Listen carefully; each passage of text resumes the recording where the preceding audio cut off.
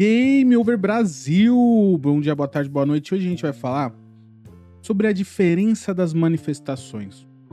A gente vai pegar a ideia da manifestação de direita, extrema-direita, e as manifestações deste final de semana, que são manifestações de esquerda, e assim, alguns partidos de extrema-esquerda, mas não refletindo nos atos. Mas a gente vai entender quais são essas diferenças. Tem diferença? E eu vou te adiantar, tem. Então não deixa de se inscrever, estamos crescendo, muito obrigado, deixe seu comentário. Se você pensa diferente de mim, por favor, comente, que a gente vai ter um diálogo. Comente de uma forma civilizada, com argumentos. Vamos conversar, vamos entender todos os lados e, afinal de contas, lutamos por um único Brasil e não diferentes países. Muito obrigado e roda a vinheta.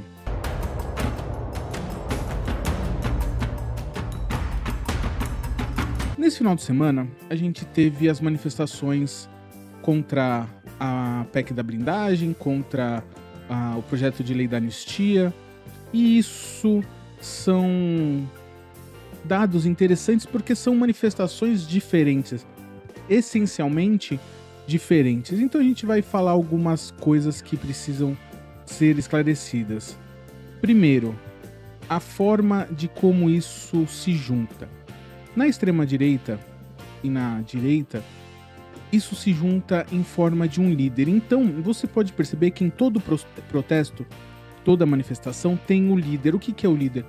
Ou é o Malafaia, como o líder religioso do movimento, ou é um deputado, como o Sóstenes, ou até mesmo o Eduardo, ou é um senador, como de qualquer senador da extrema-direita.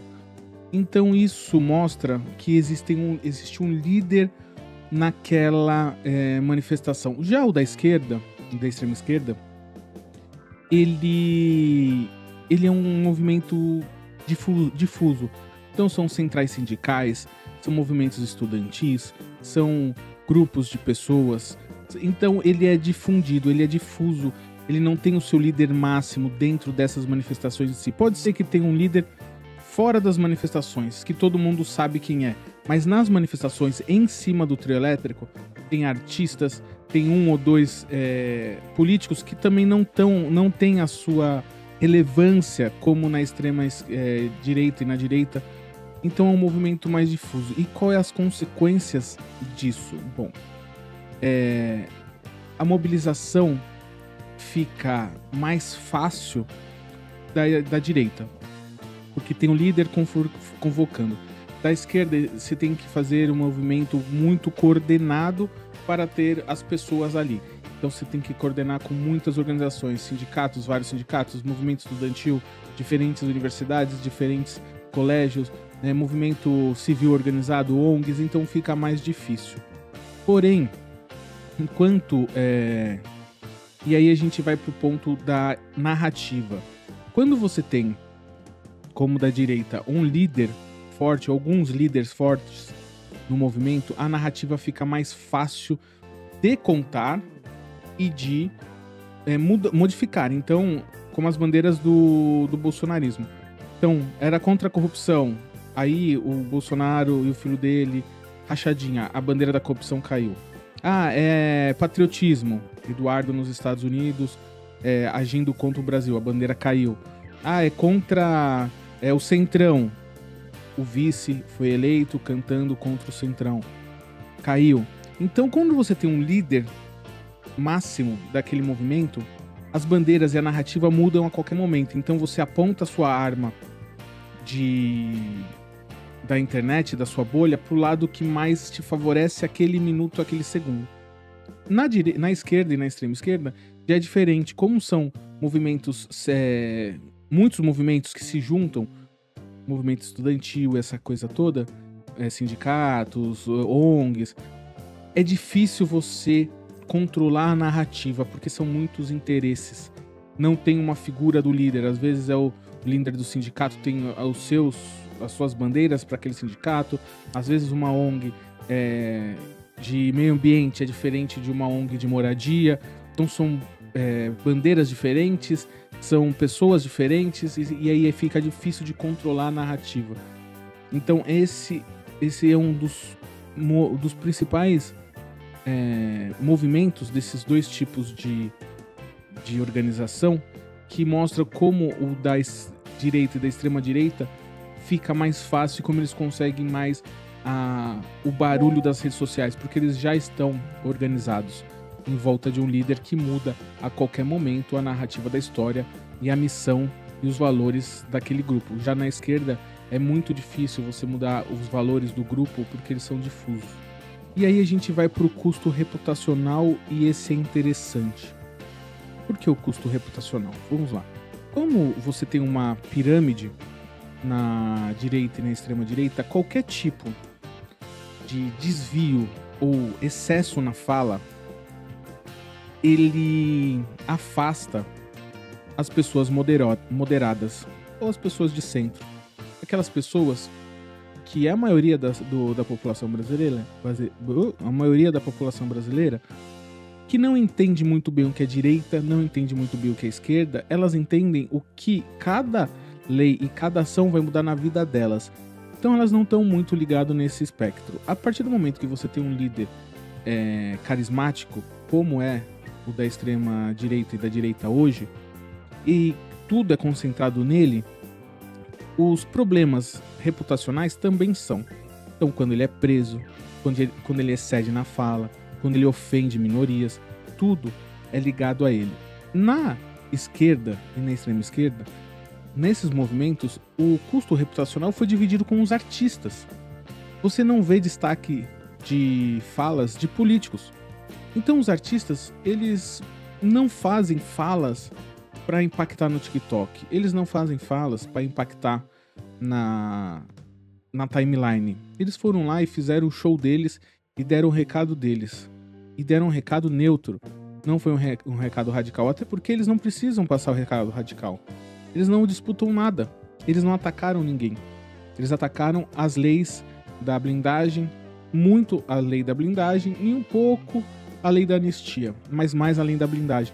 Então, esse discurso atrai muito quem tá ali em cima do muro, a quem não se identifica com o discurso radical da extrema direita, e isso traz o nosso último e mais importante problema para ser analisado.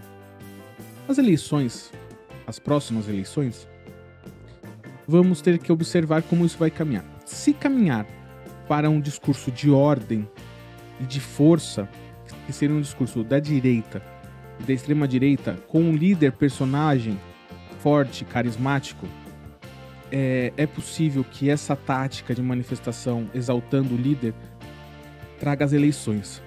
Caso a população mais indecisa hoje entenda que esse discurso radical de extrema direita e direita não abrange ao que ela quer, o discurso da esquerda e da extrema esquerda de descentralizado e mais palatável às pessoas normais se destaque, então temos uma base central que vai se deslocar para a esquerda, que já é o que acontece há alguns anos. Essa base central que fica pendendo entre direita e esquerda é o que decide a eleição.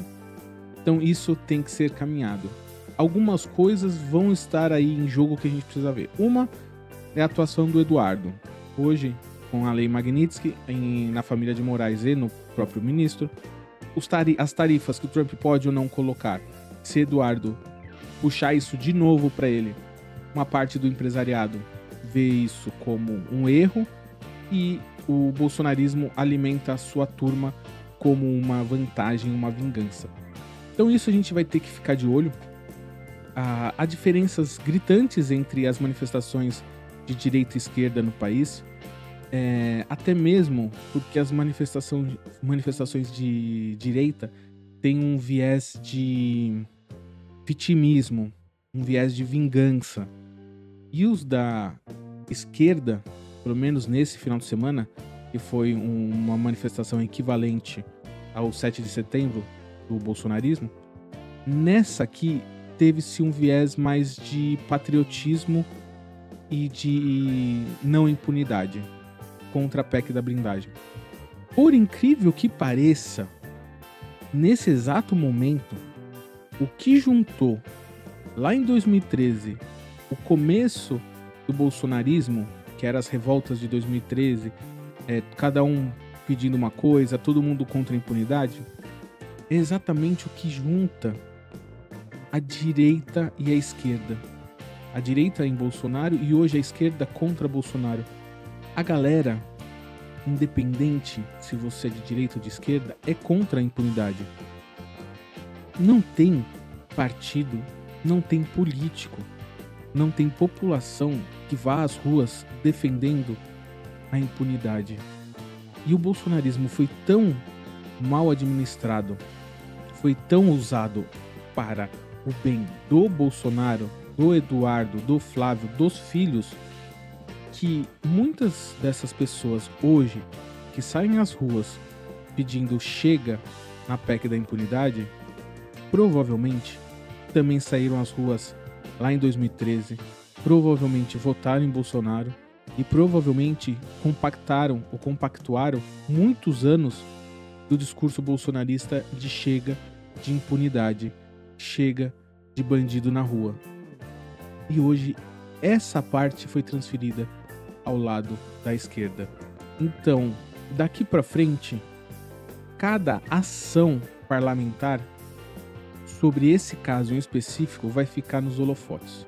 Porque não se esqueça, a PEC da impunidade foi votada pelo PL na sua absoluta bancada e pelo PT com 12 parlamentares. Lógico, o Centrão votou em massa. Mas entenda, a impunidade, como hoje é transferida a bandeira nessa última manifestação para a esquerda, a impunidade no Congresso juntou os dois lados. E você aí brigando por político em vez de fiscalizar, e a galera do PT que votou a favor da impunidade? Ninguém vai falar nada? O PT não vai falar nada? Teve vários deputados que abriram lives, que fizeram vídeos bonitos, bem editados, pedindo desculpa. Mas já votou. Pedindo desculpa numa coisa que foi votada em 2 turnos. Você errou lá o número no primeiro turno, eu até entendo. Era pra colocar não, eu tropecei e apertei o sim. Mas na segunda votação também, então você sabia muito bem o que você estava fazendo. Você estava defendendo a impunidade.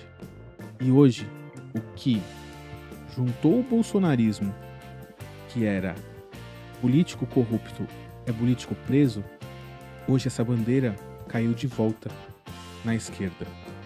Porque para salvar Jair Bolsonaro, está se fazendo com que as bandeiras do bolsonarismo, que eram não diminuição de pena, penas duras para bandidos, honestidade, transparência, sejam todas distorcidas a favor de um líder. E essas bandeiras, sendo distorcidas, vão ser captadas e cooptadas pela esquerda. E aí, tudo começa de novo. É isso que nós queremos? É isso? As pessoas de bem que se levantam pelas bandeiras da honestidade, pelas bandeiras da transparência querem? Bom, aí quem tem que me falar é você. Mas o método dos protestos foram diferentes. O método de elevar o líder à posição máxima são diferentes. E agora a gente tem que entender para depois opinar e votar. Muito obrigado e valeu!